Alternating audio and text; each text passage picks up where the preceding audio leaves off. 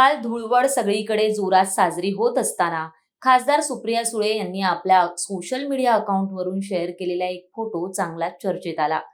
त्यांनी आपल्या social media अकाउंटवरून share केलेल्या फोटोमध्ये शरद पवार आणि त्यांच्या पत्नी प्रतिभा पवार तसंच सुप्रिया सुळेही असल्याचं पाहायला मिळतंय. पण त्यांच्यात लक्ष वेधणारी बाब म्हणजे त्यात अजित पवार यांचे धाकटे पुत्र जय पवार दिसतायत. इतकंच नाही तर त्यांच्यासोबत त्यांच्या भावी पत्नी ऋतुजा पाटील देखील आहेत. हा फोटो शेअर करत असताना सुप्रिया सुळेंनी आपल्या कुटुंबात नवीन सदस्याचं स्वागत केलंय. जय पवार आणि ऋतुजा पाटील यांना त्यांच्या नवीन प्रवासाबाबत शुभेच्छाही दिल्यात.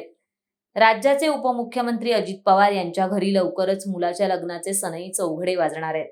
अजित पवारांचे पुत्र जय पवार यांचं लग्न ठरलंय. बारामतीचा हा लेक आता फलटणचा जावई होणार आहे. येत्या 10 एप्रिलला जय पवार आणि ऋतुजा यांचा साखरपुडा आहे. जय आणि ऋतुजा यांच्या नव्या आयुष्याची सुरुवात ज्येष्ठांच्या आशीर्वादापासून झाली आहे. जय आणि ऋतुजा यांनी पवार कुटुंबातील सर्वात ज्येष्ठ आणि नात्यानं आजोबा असलेल्या शरद पवारांची भेट घेतली आहे.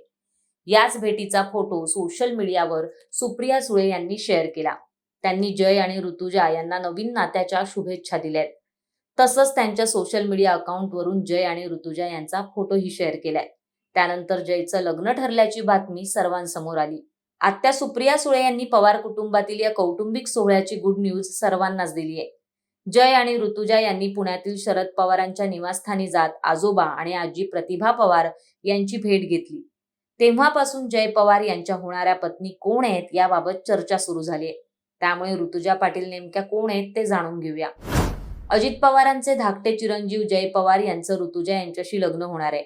ऋतुजा यांचं पूर्ण नाव ऋतुजा प्रवीण पाटील असं आहे. त्या फलटण येथील प्रवीण पाटील यांच्या कन्या आहेत. प्रवीण पाटील हे सोशल मीडिया कंपनी सांभाळतात. ऋतुजा पाटील या उच्च शिक्षित आहेत आणि मागच्या काही वर्षांपासून जय पवार आणि ऋतुजा यांच्यात ओळख झाली होती. त्याशिवाय ऋतुजा पाटील यांची बहीण केसरी ट्रॅव्हल्सच्या केसरी पाटील यांच्या सूनबाई आहेत. जय पवार हे अलीकडच्या विधानसभा निवडणुकीत भरपूर चर्चेत आले होते.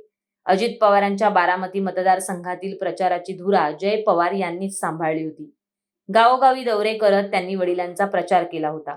जय पवार यांनाच बारामतीतून उभं केलं जाणार असल्याची बातमी माध्यमांमध्ये झळकली होती. जय पवार यांनी दुबईत काही काळ व्यवसाय सांभाळल्यानंतर ते राजकारणात सक्रिय झाले. राष्ट्रवादीत फूट पडून अजित पवारांनी वेगळी चूल मांडल्यानंतर जय पवार पक्षाच्या बैठकींना आणि प्रचाराला हजेरी लावू लागले होते. आता लवकरच ते लग्नबंधनात अडकणार आहेत. असेच माहितीपूर्ण व्हिडिओ पाहण्यासाठी माय महानगर लाईव्हला नक्की सबस्क्राईब करा आणि आमच्या बेल आयकनला प्रेस करायला विसरू नका.